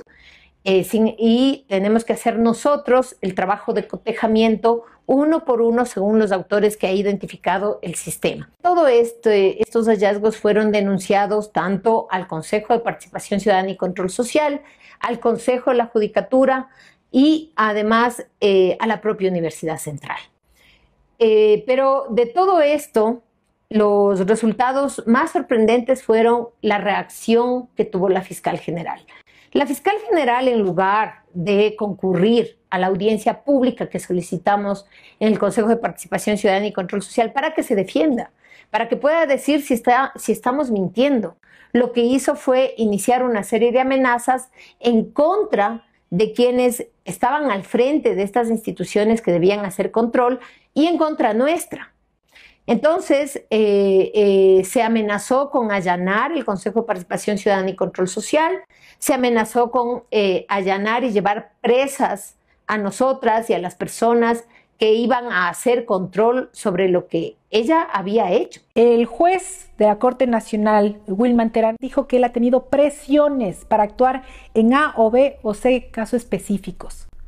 Y él ha sido juez de muchas autoridades y de casos emblemáticos, entre ellos como el de Freddy Carrió. Quiere decir que los jueces no están actuando de manera técnica e imparcial, sino que aquí actúan bajo presiones de las instituciones como la Fiscalía, la Presidencia, tal vez la Embajada, donde haya justamente las presiones judiciales para encarcelar a personas inocentes. Los verdaderos delincuentes no están en las calles, los verdaderos delincuentes los tenemos en la justicia. Los jueces son sicarios judiciales. La Fiscalía se ha convertido en el ente persecutor y así ha funcionado en el caso de Freddy Carrió. Yo fui el juez que le dictó. Pero, ¿saben algo? ¿Cómo me arrepiento de haberme dejado llevar por esas influencias? ¿Cómo me arrepiento de haberme dejado incidir por ese llevado por parte de los emisarios que supieron hacer el ejercicio de persuasión? El estar preso 3 años, injustamente detenido, con una sentencia que nunca se ejecutó, pagué una pena anticipada sin que me declaren culpable. Sin que me declaren culpable. Pretendieron con eso destruirme y destruir a mi familia. No contaron con una esposa fuerte. Cuando uno se atreve a pelear contra el poder, contra las autoridades, sabe que el día de mañana puedes estar muerta, pueden desaparecerte, pueden matar tu familia, o te pueden armar otro caso judicial y meterte en la cárcel para que te calles y te silencies. Pero tengan la plena seguridad que todas mis denuncias, que todo lo que yo he peleado, lo he hecho con una convicción, con un convencimiento, lo he hecho con los valores y los principios que me ha caracterizado y sobre todo con las pruebas. La fiscal general a toda costa pretenda iniciar procesos penales en contra de Priscila Schettini y el mío. Primero nos denunció por delito de odio y posteriormente le pidió al Departamento de Justicia de los Estados Unidos que nos investigue, tanto a Priscila como a mí. El Departamento de Justicia de los Estados Unidos le dijo que en realidad no había elementos suficientes y que en Estados Unidos la libertad de expresión es un derecho fundamental. Posteriormente, la fiscal general hizo una denuncia de violencia política de género en el Tribunal Contencioso Electoral. Y básicamente dijo que habíamos ejercido violencia política de género en contra de ella por haber denunciado el plagio, porque lo denunciamos ante el Consejo de la Judicatura, porque lo denunciamos en la Universidad Central, porque lo denunciamos en el Consejo de Participación Ciudadana y Control Social, que eso era violencia política de género, desconociendo que tiene que rendir cuentas a la población porque está ejercitando un cargo público y que nosotros como ciudadanas tenemos el derecho de pedirle cuentas. Pero además dijo que era violencia política de género porque había otras personas que le habían ofendido. Cuando se presentaron las pruebas dentro del Tribunal Contencioso Electoral, se pudo ver que nuestros videos, nuestros mensajes en la red social X jamás emitieron ninguna palabra ofensiva en contra de ella, porque lo que sí hicimos fue denunciar el plagio, fue denunciar la copia en su artículo científico. Y eso no se puede considerar bajo ninguna circunstancia una ofensa. Sin embargo, el Tribunal Contencioso Electoral dijo que como nosotros habíamos creado un contexto que permitió que otras personas le insulten y que por eso nosotros somos responsables mediatas de los insultos que había recibido de otras personas la señora fiscal general. Lo que hace la justicia como tal, la Corte Nacional de Justicia, con todos los jueces, no solo Wilman Terán, Daniela Camacho, Iván Saquicela, todos los jueces y la fiscal Diana Salazar, lo que hacen es perseguir, armar casos judiciales, forjar casos, encarcelar a personas inocentes, perseguir a quienes les estorban en el camino. En este tiempo se nos está dando la razón. Freddy Carrión salió libre hace pocos meses, sin sentencia ejecutoriada, vulnerándole toda clase de derechos. No lo permitieron ni siquiera verle más de 3 meses, pero ha salido con la misma convicción de lucha y ahora estamos juntos. Normalmente yo era la defensora del defensor, ahora es él quien tiene que defenderme por todas las persecuciones que existen, pero seguiremos peleando por la gente, por la ciudadanía y para que nadie más vuelva a vivir lo que nosotros como familia lo pasamos, lo que nosotros lo hemos vivido y lo que lo hemos sufrido. La lucha continúa y tiene que seguir firme. Nunca retroceder. Freddy Carrión, prisionero sin razón, 3 años de tormento, una cruel condena. Tu lucha fue faro en la oscura noche, y en cada paso el coraje no se quiebra. Nuestra tarea no es liberar a los oprimidos, sino liberar a los opresores. Después de la persecución y el lawfare de Lenín Moreno y María Paula Romo, Moreno huyó a Uruguay con varios juicios penales pendientes, aún bajo la protección de Diana Salazar, quien ha decidido no avanzar en la investigación de estos casos. Romo salió del país tras ser juzgada y destituida del Ministerio del Interior por delitos de lesa humanidad basados en las manifestaciones de octubre de 2019, pero sigue manejando los hilos de una bancada legislativa actualmente. Julio César Trujillo murió en la cúspide de su poder, aún ostentando la presidencia del transitorio. Finalmente logró el reconocimiento que tanto deseaba. Juan José Morillo, hoy censurado y destituido, Fausto Murillo, censurado, y Pablo Celi, excontralor, sentenciado por lavado de activos en Estados Unidos, son piezas de un ajedrez corrompido. Diana Salazar, uno de los peones más eficaces como encarnizados de la persecución política, entregará su cargo en 2025.